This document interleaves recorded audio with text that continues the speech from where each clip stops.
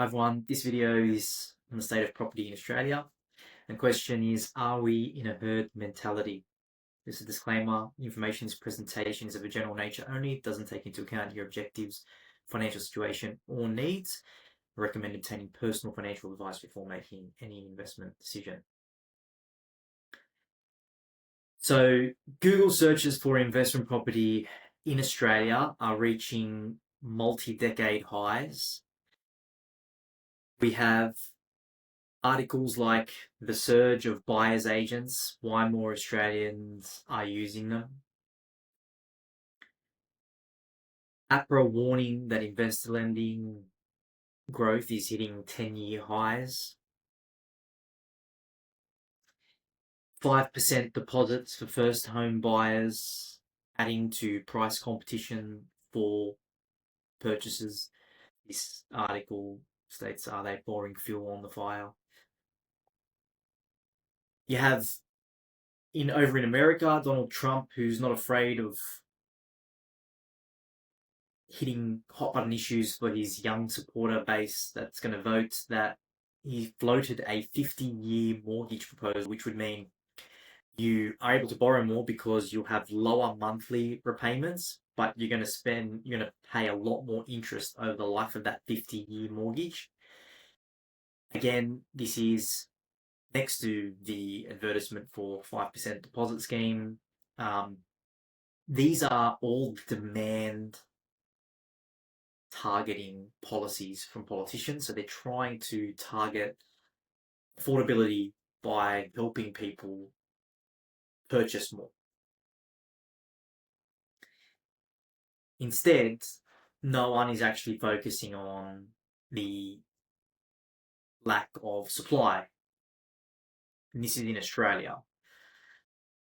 In Australia, we, on a yearly basis, require, according to this data from Coolabah Capital, 250,000 homes. That was in the last year, 30 June 2025. We required 250,000 new households, which means people that are leaving home and starting their own family, or migrants coming from overseas that require a new household to move into.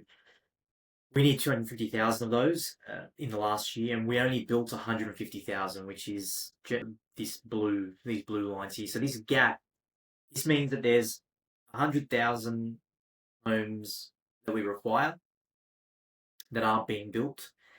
And so when it comes to people competing for them, when they're going to purchase, they're competing on price. So when you build up the evidence around the data and investor loans, the investor interest, the policies, and as a financial advisor, I'm seeing a lot of questions, especially in the last 12 months around property and strategies around property. This begins to raise some flags around what mentality are we in? Are we in a herd mentality when it comes to property? And from an economic perspective, there's a supply shortage in terms of demand. Interest rates probably don't, inflation is looking quite sticky, and the RBA stated that the neutral rate of interest rates is 3.25%, and we're currently at 3.6%. So that means there's not much lower to go unless they feel the need to get the economy going, because the economy is not doing well. But in terms of the current state of play, it doesn't look like there's much in the way of further interest rate cuts. So in terms of the economy and the state of the market, there seems to be a mismatch in terms of the policies that are being provided and what information people are getting from what's in place, and what maybe they should be doing in terms of looking at their individual situation.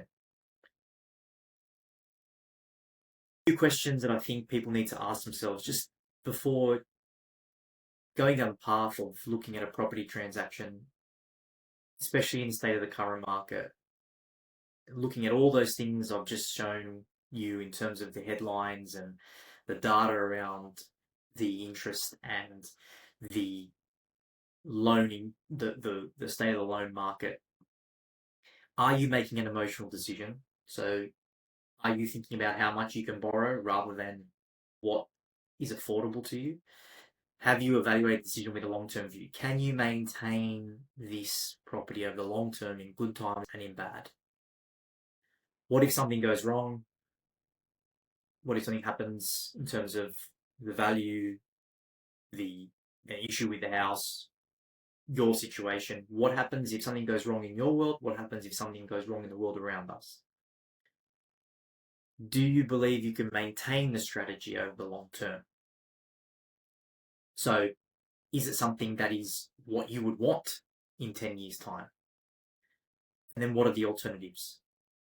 Just reframe thinking back to what is right for you, and just make sure you're not getting caught up in that herd that currently the data shows is in full flight at the moment after a few interest rate reductions in this year and the policies that have been put in place. Just take a breath, especially as we go towards the end of the year, and just review how you're thinking.